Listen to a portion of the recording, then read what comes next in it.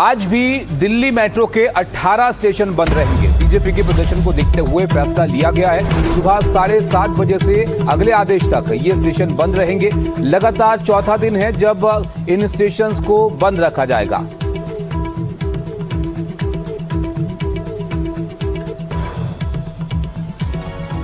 अब आपको बताते हैं कि दिल्ली के जंतर मंतर पर कैसे पुलिस के इंतजाम है। आप देखिए, यहां पर जंतर मंतर पर पुलिस ने पूरी तरह से किलेबंदी कर दी है। दिल्ली पुलिस ने संसद मार्ग और जयसिंह मार्ग पर फिक्स बैरिकेडिंग लगा दी है। 20 जुलाई संसद चलो मार्च में हुए उपद्रव के बाद ये फैसला यहां पर लिया गया है। सीजेपी प्रदर्शनकारियों को जंतर मंतर तक सीमित करने की कोशिश की जा रही है। लोहे की रॉड, सरिया और वेल्डिंग से जमीन पर बैरिकेडिंग को फिक्स किया गया है। अब जंतर मंतर के नजदीक वाली सड़क पर 6 लेयर की बैरिकेडिंग हो गई है।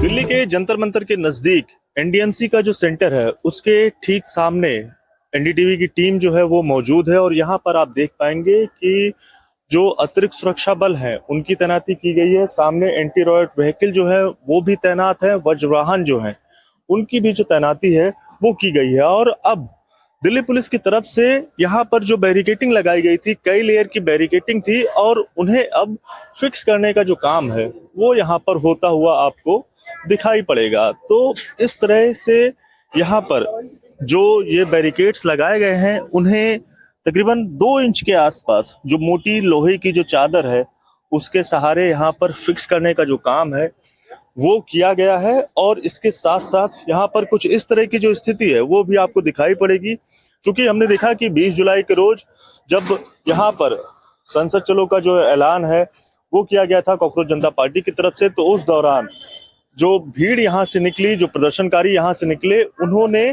एक तरह से कहा जाए अफरा तफरी वाली जो स्थिति है वो राजधानी दिल्ली की सड़कों पर देखने को मिली।